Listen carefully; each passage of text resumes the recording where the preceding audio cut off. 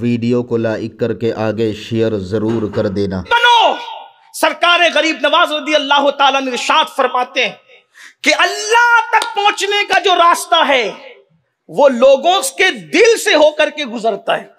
जब तक लोगों के दिल खुश नहीं करते उस वक्त अल्लाह तबारक व तआला तक पहुंच ही नहीं सकते। इसीलिए सूफिया फरमाते हैं तसव्वुफ पूरा के पूरा खिदमते खल्क का नाम है। अल्लाह के बंदों की खिदमत करो, अल्लाह तक पहुंचाओ। सैयदना इमाम जाफर सादिक रदी अल्लाह ताला ने इरशाद फरमाते जमीन पर जितने जर्रात हैं अल्लाह तक पहुंचने के उतने रास्ते हैं।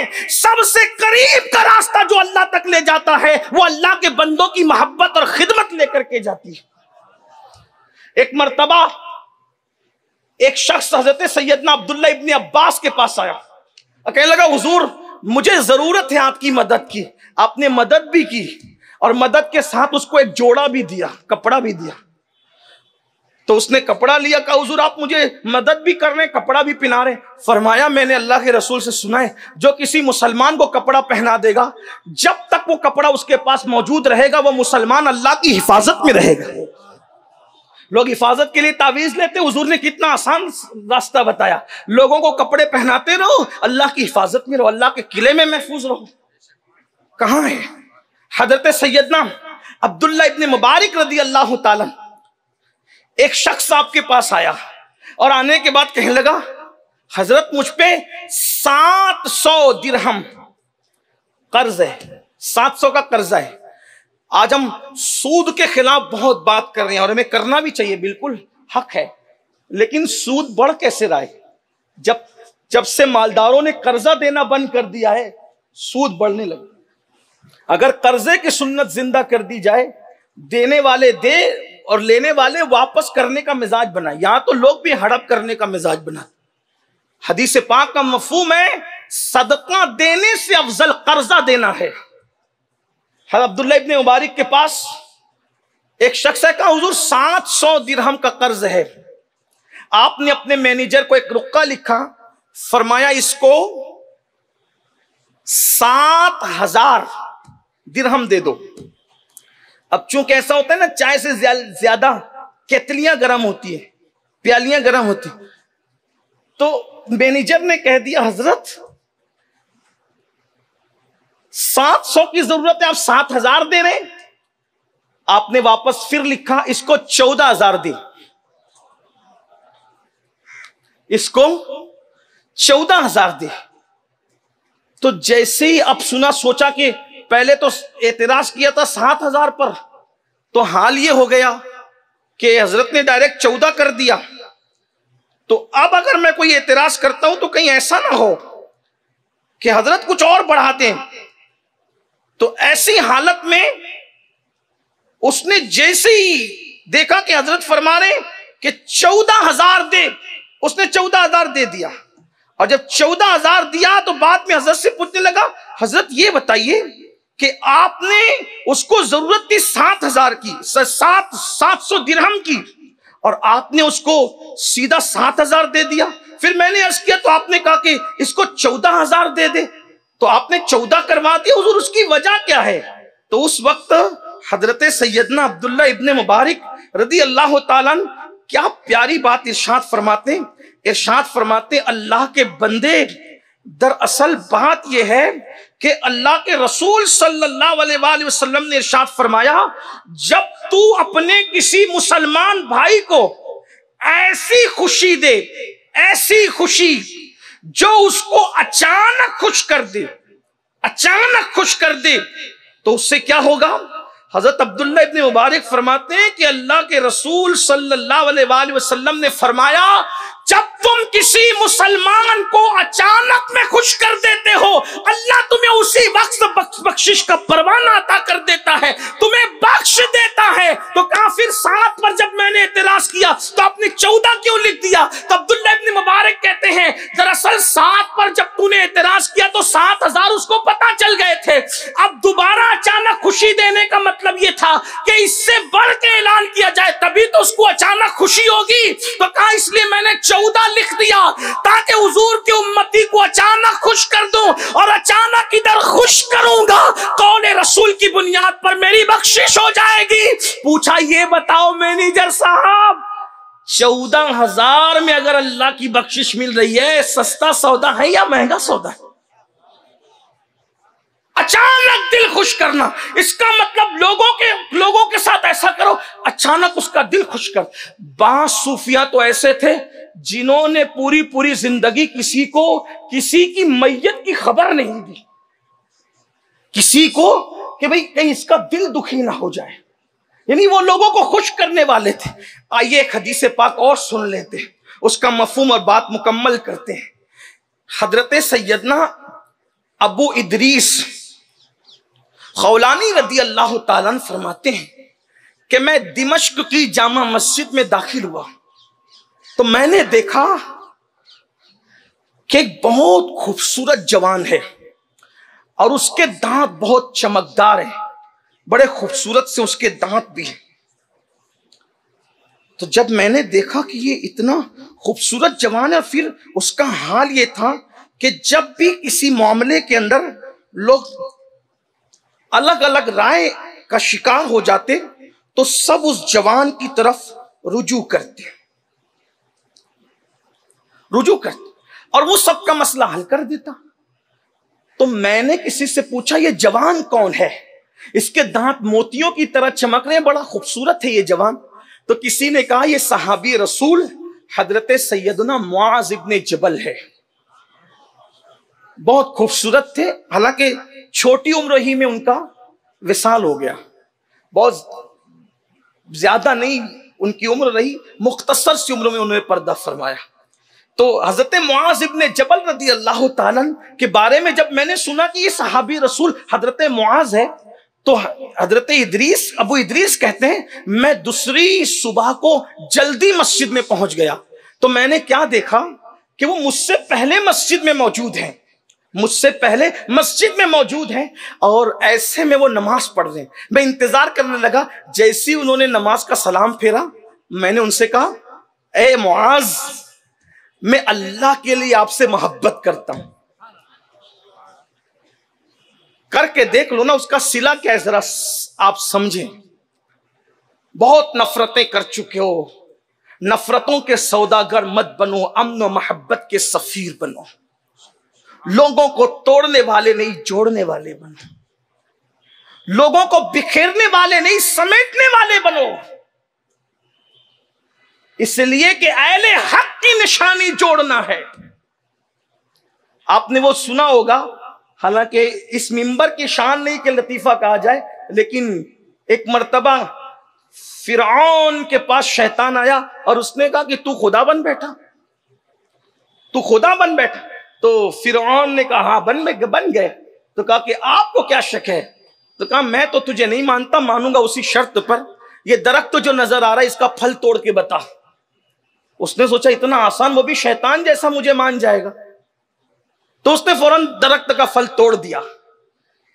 तो शैतान से कहा अब मान लिया ना खुदा का? नहीं, अभी तो एक जुमला और बाकी है। तो कहा क्या? कहा इसको जोड़ के बता। कहा वो तो मैं नहीं कर सकता, इसलिए कि अहले बातिल जोड़ ही नहीं सकते। इसीलिए देख लो 1857 के बाद मुसलसल उम्मत टूट रही है, इसलिए कि बातिल फिरकों का ज़ुहूर ही हिंदुस्तान में 1857 के बाद हुआ। वरना जब तक के अहले हक रहे ये उम्मत हर महाज पर मुत्तहिद रही, अहले हक का। और लोग कहते हैं, इमाम अहमद रजा को गाली देते हैं कि वो तो तकफीरी फिरके का सरगना है। मैं कहता हूं अपने वक्त के सबसे बड़े अजीम दाई इत्तेहाद को दुनिया इमाम अहमद रजा खान मुहद्दिस बरेलवी कहते हैं।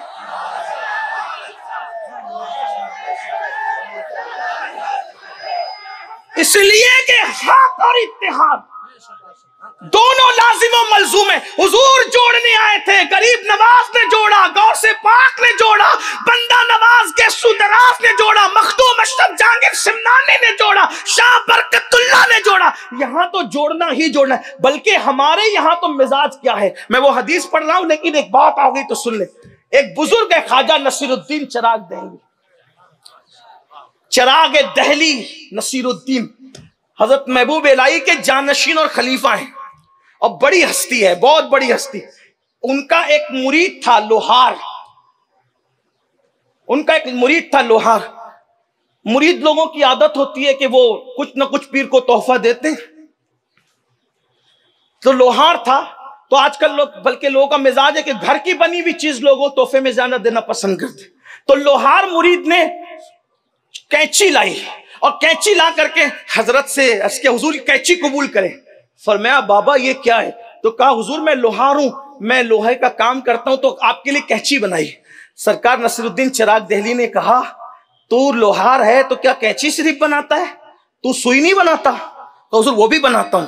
फरमाया हम सूफी लोग हैं, हमारे पास कैंची ना लाया करो, हमारे पास सुई लाया करो, सुई, क्योंकि कैंची एक को दो कर देती है, सुई धागा दो को एक कर देता है।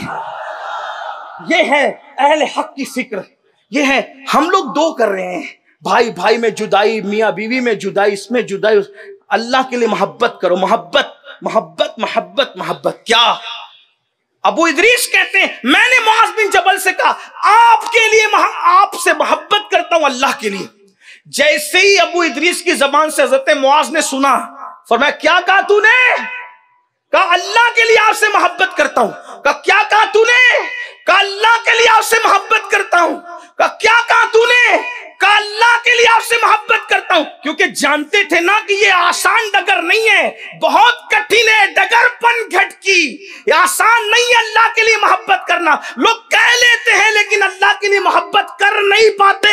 लेकिन हजरत अबू इदरीस से मुआज बिन जबल बार बार पूछ रहे, 3 बार तकरार की, क्या कहा क्या कहा क्या कहा? उन्होंने कहा अल्लाह के लिए आपसे मोहब्बत करता हूं। तो हजरत अबू इदरीस कहते हैं मेरी चादर का किनारा खींचकर मुझे अपने करीब किया, कहा अगर अल्लाह के लिए तू मुझसे मोहब्बत करता है तो फिर सुन ले, मैंने अपने रसूल सल्लल्लाहु अलैहि वसल्लम से सुना कि मेरे आका फरमाते कि अल्लाह का फरमान है जो एक दूसरे से अल्लाह के लिए मोहब्बत करते हैं, एक दूसरे के पास अल्लाह के लिए बैठते हैं, एक दूसरे से अल्लाह के लिए मुलाकात करते हैं, एक दूसरे पर अल्लाह के लिए माल खर्च करते हैं। आका इरशाद फरमाते कि अल्लाह ने फरमाया उनसे मोहब्बत करना मुझ पर वाजिब है कि मैं उनको अपना महबूब बना लिया करता। अल्लाह पर कुछ वाजिब नहीं है, लेकिन अल्लाह ने अपने करम से फरमाया, अपने करम से कि मुझ पे वाजिब है कि मैं उनको महबूब बना लूं। किसको? जो अल्लाह के लिए मोहब्बत करे, अल्लाह के लिए मिले, एक दूसरे पे माल खर्च करे, अल्लाह के लिए मुलाकात करे। आइए अब अपनी गुफ्तगू को इख्तिताम पर ले जाते हुए आए हम अल्लाह के लिए एक दूसरे से मोहब्बत, अब दोस्ती अल्लाह के लिए हो। बस जाते जाते 2 बातें और बात खत्म। देखिए अत-तरगीब व तरहीब में सरकार मौलाए कायनात से मुसलमानों के कुछ हुकूक बयान किए गए, उसको जल्दी जल्दी पढ़ रहा हूं कोई तफसीरे के बगैर।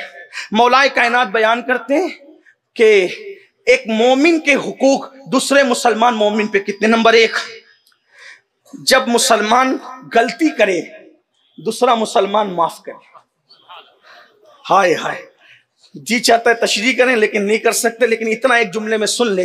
किसी ने पूछा या रसूलल्लाह अगर अपना मुसलमान गलती करे तो कितनी बार माफ करे? कहा 1 दिन में 100 बार। 1 दिन में 100 बार। कहा हुजूर 100 बार हम माफ करें तो अल्लाह कितना करता है? कहा उसके यहाँ तादाद नहीं है, तुम जब जब गलती करते हो तब तब माफ करते।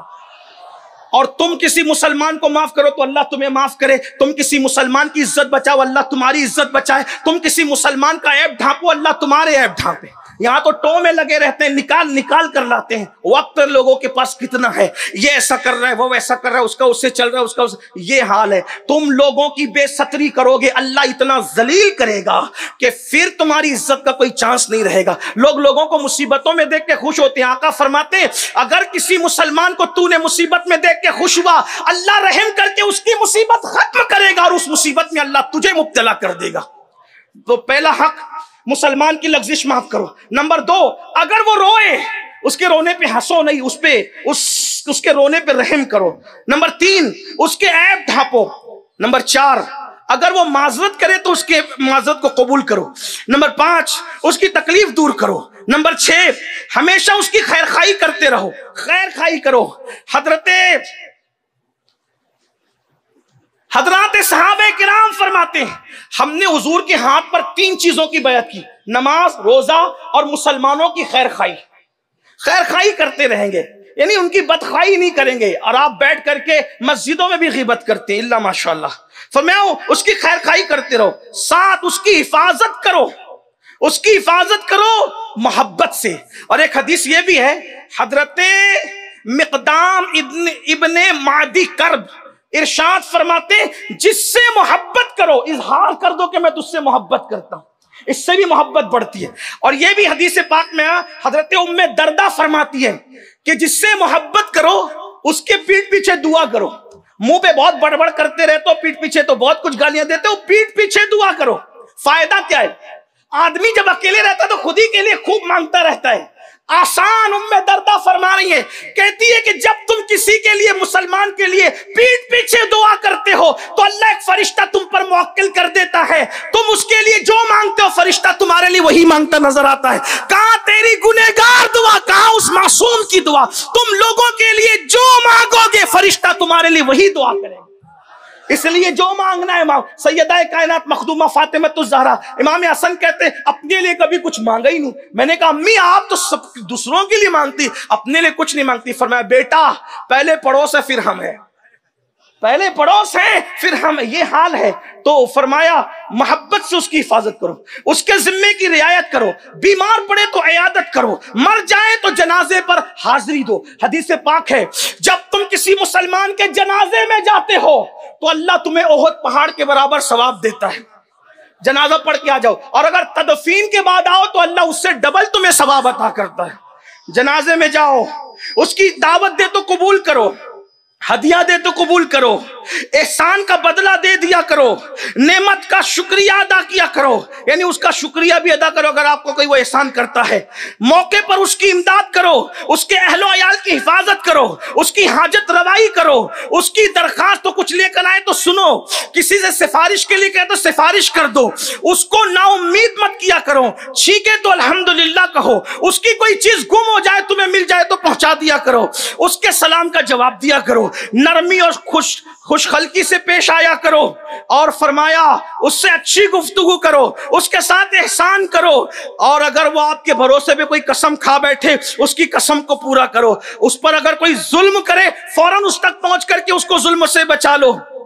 फिर फरमाया उसके साथ मोहब्बत करो, दुश्मनी मत करो, उसको जलील और रुसवा मत करो। और फरमाया जो बात अपने लिए पसंद करते हो वही अपने मोमिन भाई के लिए पसंद करो। अब कहेंगे हम तो ये सब करेंगे लेकिन वो, मैंने कहा वो छोड़ दो।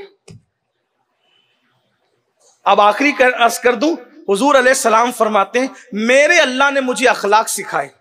बात समझ में आ रही है? इख्तिताम, कुछ याद रहे ना रहे इसको याद कर ले। आका इरशाद फरमाते हैं, हदीस पाक का मफहूम है, मेरे अल्लाह ने मुझे अखलाक सिखाए। क्या अखलाक सिखाए? नंबर 1, जो तुझे तोड़े तू उसको जोड़, जो तुझे तोड़े उसको जोड़। उनका काम वो करें, आपका काम आप करें। नफरत करने वाले नफरत करें, आप मोहब्बत करें। क्या? नंबर 1, मुसलमानों से मोहब्बत करो। जो तुझे तोड़े तू उसको जोड़, जो तुझसे दूर भागे तू उसके करीब जा, जो तुझे महरूम करे तू उसको अता कर। करके देखो, फिर कहना कि हुजूर के फरमान की बरकतें क्या हैं। लेकिन एक बात ये कह दूं, ये सारी मोहब्बतें करने के साथ साथ ये बात याद रखना, ये सारे अखलाक, मोहब्बतें, रिश्ते उसी के लिए हैं जो आमिना के लाल से रिश्ता जोड़े हुए हैं। हाँ, वरना अगर कोई जान ईमान मुस्तफा जान रहमत से रिश्ता तोड़ लेता है तो फिर कितना भी करीबी हो, अपना मसलक व मजहब ये है, दुश्मन अहमद पे शिद्दत कीजिए, मुल्हिदों की क्या मुरव्वत कीजिए। गैज में जल जाएं बेदीनों के दिल। या रसूल अल्लाह की कसरत कीजिए, शिरक ठहरे जिसमें ताज़ीम हबीब, उस बुरे मजहब पे लानत कीजिए। कीजिए चर्चा उन्हीं का सुबह शाम, जाने काफिर पर कयामत कीजिए। क्योंकि मोहब्बत उसी से है जो जान ईमान से मोहब्बत करता है। जिसे जान ईमान के नाम सुन करके बुखार आता है तो फिर हमें उससे क्या मतलब। हमारा तो मसलक है उन्हें जाना, उन्हें माना, न रखा गैर से काम। लिल्लाहिल हम्द, मैं दुनिया से मुसलमान गया। गुफ्तगू के दरमियान कोई गलती हो तो अल्लाह पाक माफ फरमाए। अस्तगफिरुल्लाह रब्बी इन्ना रब्बी लगफूरुर रहीम वमा अलैना इल्लल बलाग। अस्सलामु अलैकुम।